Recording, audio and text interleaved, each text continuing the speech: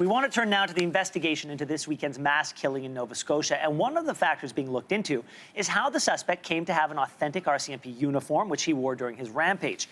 Now in Ontario, provincial police have also issued a warning about a man allegedly impersonating a police officer this weekend and pulling over drivers. With a closer look at the issue of impersonating police, I'm joined now by public safety analyst Chris Lewis. Chris, glad to see you again this morning. Good morning, Ben. We know the suspect in Nova Scotia drove a car that was made up to look like a police cruiser. The only way to know it wasn't real was by the numbers behind the rear passenger window. This was a photo that was shared on Twitter. How does someone get an authentic uniform or a car that looks almost exactly like a police car? Well, the car is one issue, and this was an anomaly because I'd never seen that before. But when the RCMP and the OPP and Toronto Police, et cetera, get rid of their cars at the end of their life, they take all the decals off them and they sell them at an auction. People buy them for taxi cabs or other uses.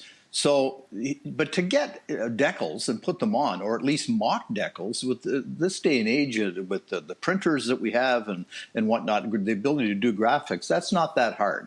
Once again, I've never seen it before. In the case of a uniform, I mean, you can buy ball caps that have flashes on them from the RCMP shoulder flash or the OPPs.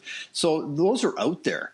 And so to mock up a uniform, it's just really, it looks like a security guard uniform for the most part with different flashes and insignias on it. So, you know, it's possible to do that. And they do get stolen once in a while, break-ins at officers' houses and things like that over the years. So they are out there, but it's rare. Okay, so Chris, what do we do moving forward? Because the suspect reportedly bought and refurbished old police cars at auctions, as you just talked about. So should police agencies stop auctioning off old equipment? I mean, we've all driven down the street and we've seen a Crown Vic, and we've thought to ourselves, that used to be a cop car, and clearly it's no longer a cop car. But clearly it's possible to take that and turn it into something to fool people. Well, the cars that the police buy are just off the line cars with special features, but to the untrained eye, they're just Crown Vics or whatever, Tauruses or whatever. So anything can be replicated. So the bottom line is, if somebody has the intent, there's no way police departments can stop that from happening.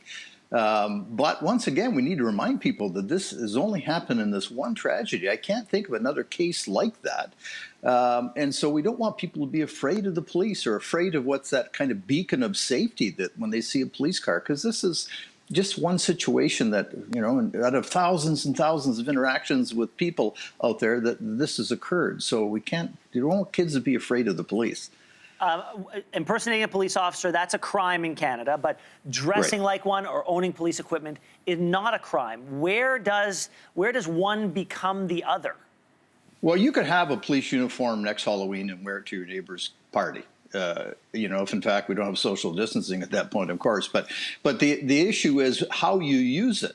If you're just doing it as a costume, that's one thing. If you're trying to impersonate an officer, use the powers of a police officer, have an impact on people because of that uniform, that becomes a crime. So it's the intent, the purpose, the use of it, as opposed to having it or wearing it. Why anyone would want one, I don't know. But at the same time, if they do have one, that's not a big deal, as long as they're not using it for bad purposes and evil ways like this guy did in Nova Scotia. Okay, Chris, let's end this off with some real news that our viewers can use. Very quickly, how can the average person identify someone as a legitimate police officer? Very tough just with the naked eye. But if you get stopped by someone, like the case in Ontario, where the guy just had on a black shirt and a vest and a flashing light and a plain car, ask for identification. If you're being followed and you feel you're in danger and you don't know that it's a police officer, just drive the speed limit, go to a more lighted area where there's people around, call the police on your cell phone, and try and get some assistance that way. Chris Lewis, thanks so much. We appreciate it. Anytime, Ben. Thank you.